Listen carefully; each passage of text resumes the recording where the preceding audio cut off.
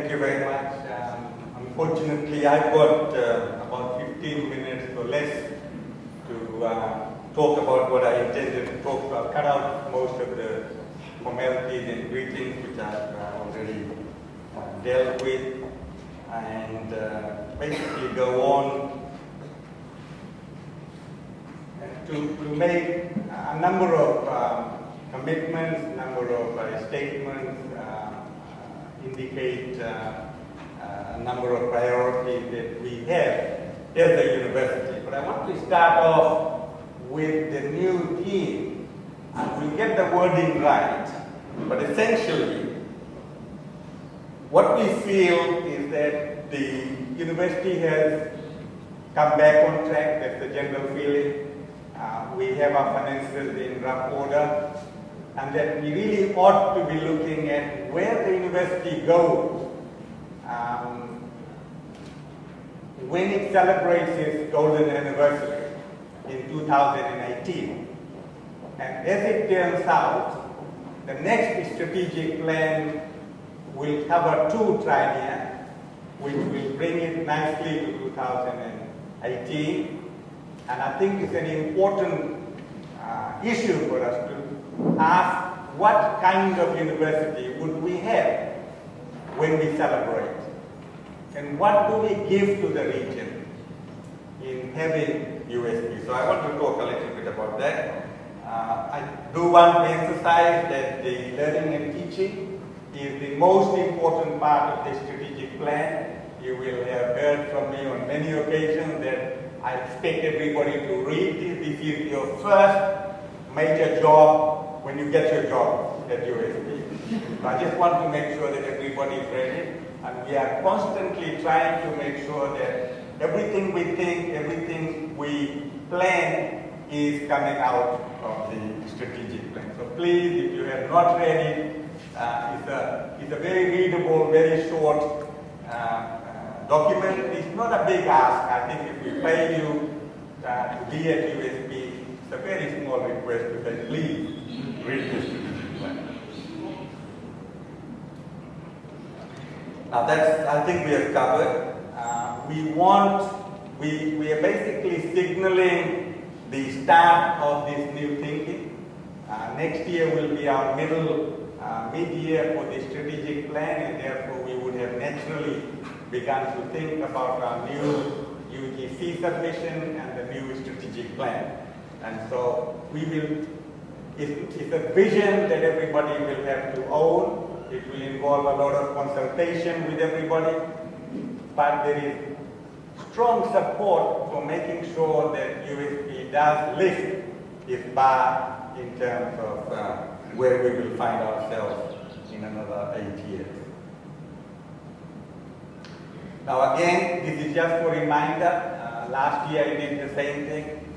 You have these 6 areas in the strategic plan, and on and off we get reports that most people are aware of the strategic plan. But when we say what are the 6 most important things for the university, just occasionally people have very little idea. So it's just a constant attempt to institutionalize in our own minds what this is about. Now we take everything from the vision of the university, and it's very important that everybody be aware of what our vision is. Of course, this vision will be revised when we revise the strategic plan next time. But so far, we want to be proactive in recognizing and meeting the higher education needs of our member countries, to deliver quality learning and teaching, research, and to enhance the quality of everything that we do. We want to be esteemed. In fact, if you read the Morris report, they talk about the Pacific having a university which has esteem, that the communities look up to. I think that is very important. And to provide relevant and sustainable solutions across the spectrum of contemporary challenges in the Pacific. It's a very wide-ranging vision for the university.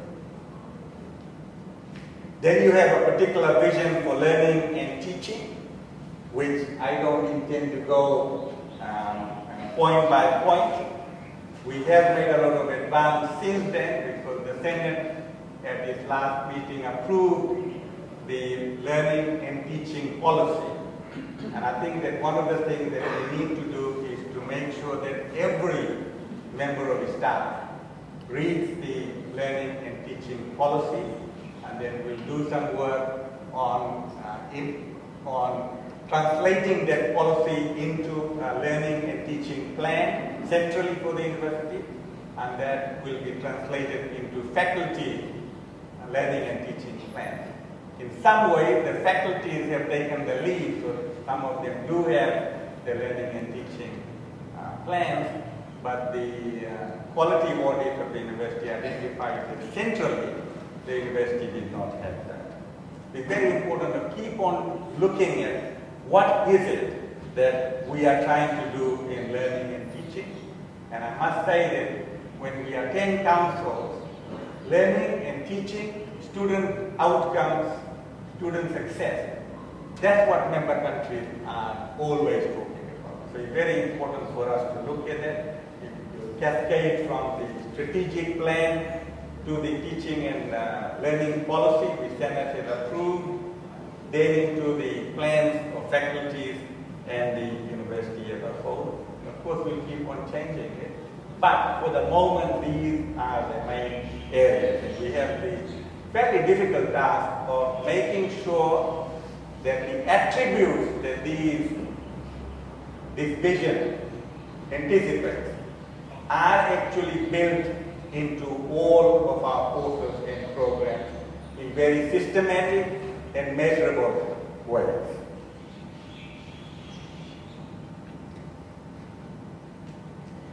I just want to focus a little bit on some of the things that are in the plan, and some of them indicate areas in which we need to think.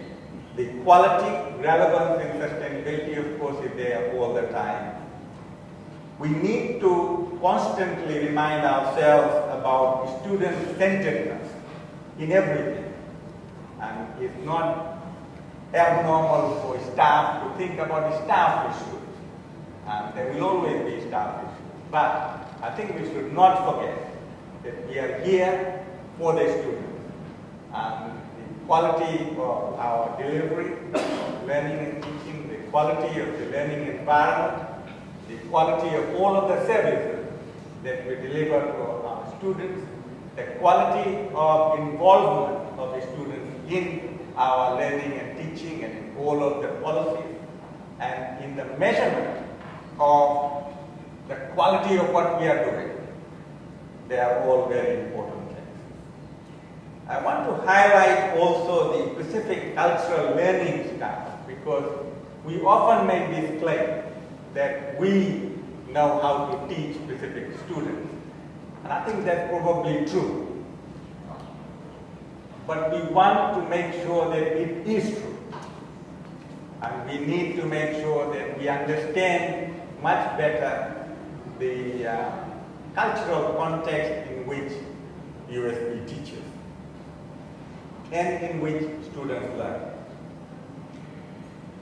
Now, one of the distinguishing features about USB is that it's a world leader. It was, and I'm committed to making sure that it does remain a world leader in leveraging and harnessing educational technologies for delivering excellent learning and teaching across all of the 14 campuses. We have an upgrade of USB net, so I'm hoping that the perennial problem that we have talked about of inadequate bandwidth or unreliable delivery of USB net services would not reoccur next year. And I've been looking at the reports that have come from the various campuses after the upgrade has been done. And there seems to be a noticeable, demonstrable change. And we are committed to doing everything from improving our human resources to leverage these technologies better, to finding the money to improving these services and technology. the university has made a major commitment to open educational resources. And CFDL has a unit now to acquire, to filter, and to make available to all our staff a great deal of learning materials that are available to us free of charge. To give you an indication of what USP can access, as part of the visit to India that we made, one institution, the Indian Institute of Technology in Kharagpur, has given us access to 200 video recorded lectures free of charge. It's up to us to use what we need. That's only from one institution. So there's a whole lot of material that is there that we can draw on. It doesn't take away the need for lectures. It doesn't take away the need to tailor some of these to our particular context. But we don't have to reinvent things that are already in existence. And on that, let me also just make a reference to the speed of change. We have a short horizon. We don't have another 6 years, we don't have another 10 years. The environment has changed dramatically. And the governments are consciously looking at where they will obtain their higher education, because there are choices now. And it's very clear to me that we need to be extremely fast in taking advantage of the short space we have to improve our marketing, to improve the quality of our services, to create better linkages with governments and stakeholders, and to make it so obvious to everybody that USP is the premier institution for higher education, that it is the natural choice of governments when they look for public policy advice. It is the natural choice for students if they're looking for good quality, internationally recognized higher education. It is an institution that the community sees as valuable. And we basically get to a point where everybody else wants to help USP, because in helping USP, they'll be helping themselves. They need to see that value. And I think we have to almost stop thinking about USP and think about our stakeholders. Because in thinking about these stakeholders, they will all think about USP. Now, Professor Kelly will talk about the STAR project. We talked about the total academic review at the last forum we had last year. Then people talked about the strategic total academic review, and it might be a good exercise for you to figure out why we added the strategic there. We have made good progress, and from now onward, the most important change management that the university is going to track through is the STAR project. It is about relevance, quality, and sustainability, but it is about having a deep look, and it is about a fundamental transformation of USP's academic portfolio. But it's also something about which we will need to work very closely with all the members of the staff. So it's a constant process of dialoguing with our staff, but it's also a constant process of getting to the goal, so that in 2013, when we go to the next triennium, we have done all of this work, that the governments know what kind of programs we will have. And I just want to provide a very quick reference to the council meeting, both the council meetings, and say that the council is very pleased with the changes that have occurred. But they regularly point to the importance of how are we treating our students and how are we dealing with our regional campuses. And in fact, one thing I've noticed is that all these ministers have their meetings with their students, either before or council meetings, and they bring up very important issues for us. And I just want to refer to them. They are talking about the competencies in English writing and communication. They're talking about how are we helping their students make a transition from high school to university, from a small village to a large village or Suba or Fiji. Are we actually encouraging these students, knowing that many of them come with different levels of competence? Or are we actually sometimes saying or doing things that discourage them? And the ministers are looking to us to say, this is our university. You are the people who understand our needs, understand the specific students. And so are you really providing an understanding, empathetic, encouraging environment for these students? And of course, they brought up the very small, what you may consider to a very specific thing. They said that many staff members do not keep to the consultation hours. And so I found it very interesting, but the students go and complain to the ministers, who then come and bring it up at council. So I wanted to provide that feedback. And I think that's about it. Everybody knows I'm greatly committed to online delivery of courses, and so next year the KPIs for the deans of the schools, everybody involved will be framed in terms of what progress we are making in that area. The cultural and other contexts of learning, assessment, I'll leave that. Institutional research, I posed this question before. We are an institution of learning, but are we a learning institution? That's something that we need to consider. And frankly, there are many institutions that don't learn. We want to make sure that we are learning from our experience, we are learning from the nature of our students, and we are basing our policies on empirical data.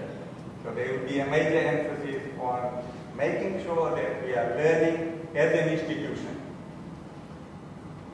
And finally, to say that there has been significant progress in improving things at the university, in improving learning and teaching. We have VCGT online, and many staff members are taking those courses. I've been very impressed by the enthusiasm of the younger staff, and I'd like to give them the assurance that we will give you every encouragement so that you continue to reach new heights. We should be a reflective organization, so all of us need to reflect particularly on our learning and teaching, and making sure that we are teaching for tomorrow, and we are teaching for what is now a fundamentally changed learning and teaching environment. And of course, I look forward to hearing very much from Adrian, who has had spectacular success in turning an institution around and in promoting learning and teaching of the kind that the community and the governments and the university expect. So thank you very much.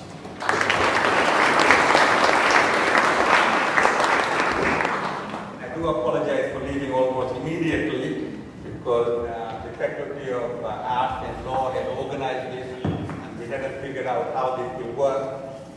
It is signing with the government ministry, and the government had already sent out invitations and they weren't quite able to change this. So I should be back soon after the time.